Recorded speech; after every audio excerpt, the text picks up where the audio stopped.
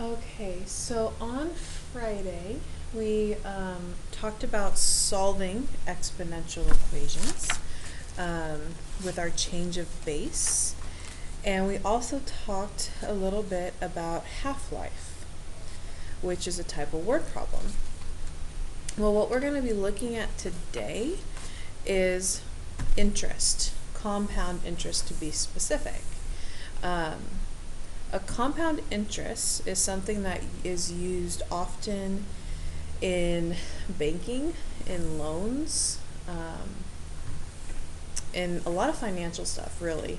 So the one reason we like to do this, or I like to do this, is because it gives you some reference when you guys really start looking at your own finances as adults, to understand a little bit about how your money is made or how it works. So we have two types of interest. We're going to be talking about compound interest and continuously compounded.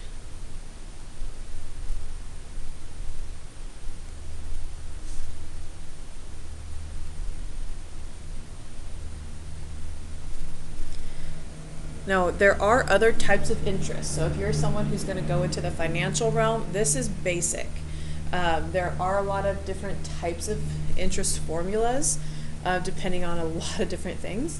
But these are just your basic ones that, again, give you some basic understanding. So the formulas are very similar.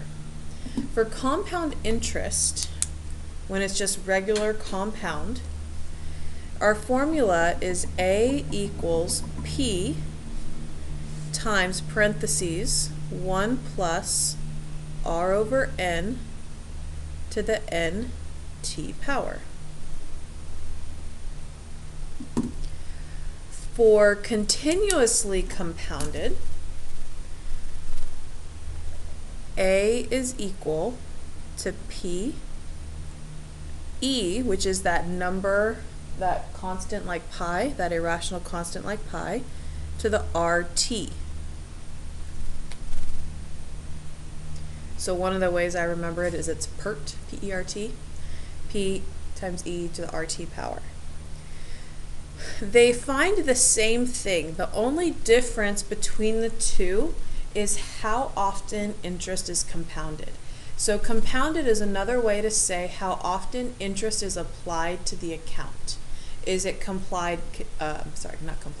Is it applied continuously? So every moment it's constantly getting interest added to it, whether it be a debt or you're making money? Or is it something that, like a savings account, where your interest is only applied at the end of every month based on what's in your account? So there's different ways that you can compound interest. So compound, regular compound, is when you have a specific time that interest is applied. Continuously compounded is when it's continuously growing. This is a lot with like bacteria. Bacteria is constantly growing. It doesn't just grow every 2 seconds. It grows all the time. So what the letters mean are very similar. So in both of these, A will stand for the final amount of whatever it is you're talking about. P will stand, and again this is in both, for the beginning amount.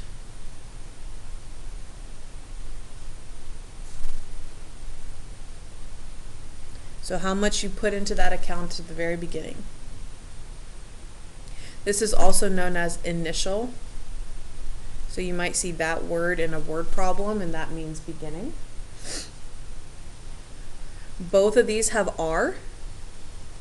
R stands for your interest rate. And you want to make sure that that interest rate is as a decimal.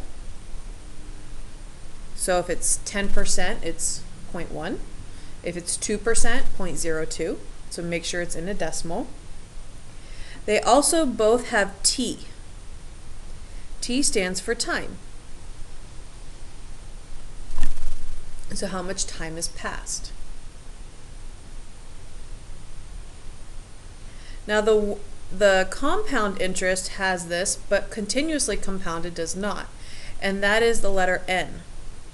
N is the number of times interest is compounded annually, which means time we want to think of as in years.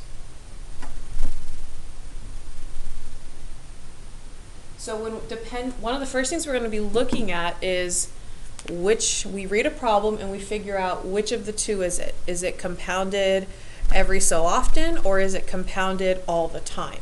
That right there will tell us which one to use. And then based on that, we're either finding the first 4 or the first 5, or all of them, depending on which one you're doing. And you're going to find that information in your word problem so that you can solve. Okay, you are going to have to know these formulas. So if you want to put a little note to yourself, need to know formulas and what they mean. I know when I was doing the SAT class, this is more for you juniors, this was something that came up quite a few times on our practice problems, was using one of these two formulas. Mostly the one on the left, but both of them were there. Okay, so we're going to do one word problem here, and then I'll do a second one in class before we work on our word problem worksheet. So our one example for the notes right now, $1,000 is invested at 12% compounded quarterly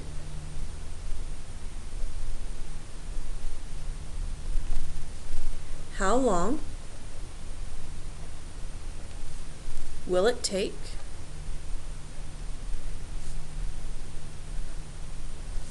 to reach 2,500?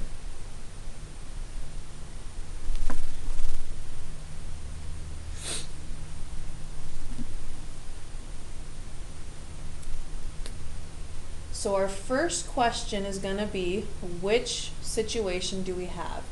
Are we compounded, or are we continuously compounded? So looking at the problem, I see it says compounded quarterly. So what does quarterly mean? Quarterly means 4 times. Think quarter, there's 4 quarters in a dollar, so 4 times a year.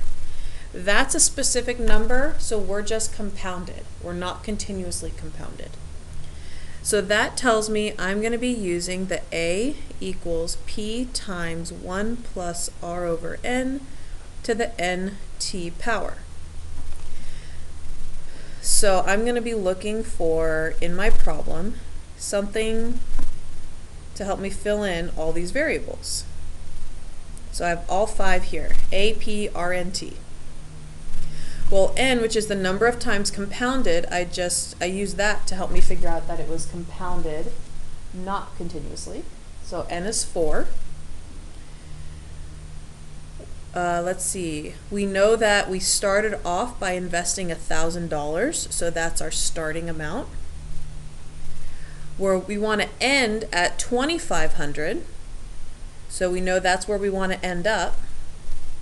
And we know that our interest rate is 12%. I'm going to change that to a decimal, 0.12. And we're trying to figure out how long. So T is going to remain my variable. So once we have everything that we know, we can go ahead and plug it in where it belongs. So I'll have 2,500 equals 1,000 times 1 plus 0.12 over 4 to the 4t power. Once we get it like this, we're going to simplify and then solve using logs. That's one of the reasons that this is in here, is because we're going to need to use logarithms to help us solve. You don't always use logs, but in this particular one we do. So first thing I'm going to do is divide by 1,000 to move that over. Let's see, so that's 25 over 10, so that's 2.5. And then inside parentheses here, I'm going to figure out what 1 plus 0.12 over 4 is. And so that ends up giving me 1.03 to the 4t power. So all I did was divide the 1,000, and then I actually did this, I simplified inside my parentheses. So now I have it in exponential, but my variable's up here in the exponent. I don't want it in the exponent. I can't do anything with it in the exponent. So I'm going to write this as a rewrite this using the definition of log. So my base is 1.03. So log base 1.03 of 2.5 equals 4t. So that's just using our definition of a log to rewrite it as a log.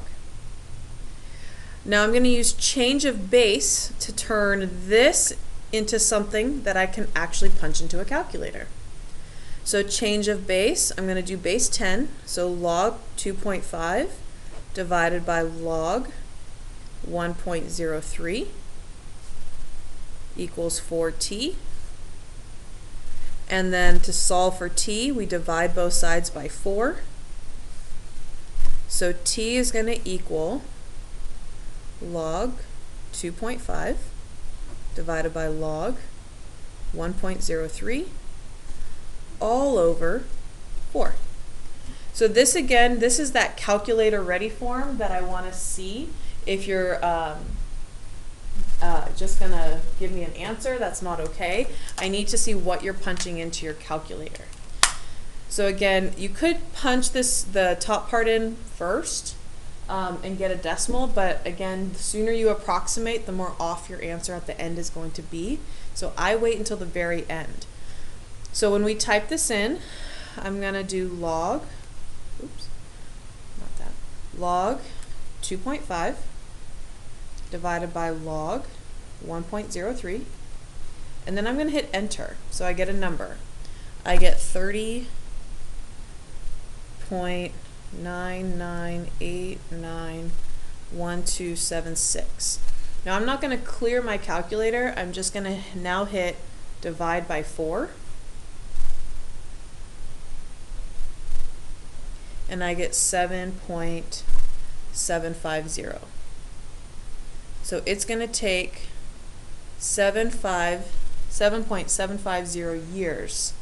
So you can say it's going to take you about 8 years. So if you're going to approximate it to the nearest year, about 8 years to turn that 1,000 into 2,500. So depending on which answer you give, it will depend on what the question's asking. So this one didn't specify where to round, so I would say 7.75 years. But when we think about it in terms of real life, we're going to say, oh, it's about 7 3/4 years, or about 7 years, what, 8 months? 9 months? Or you can just say about 8 years. So this is the exact, this is more of the real life estimate if you were doing this in real life. So this is pretty much how you're going to do every single problem. It's very similar to how we solve logs. The difference, you're using a formula and you're pulling information from a word problem for that formula before you have to solve using logs. So like I said, we're going to do one more in class before we get started on 12.6, but that's really about it.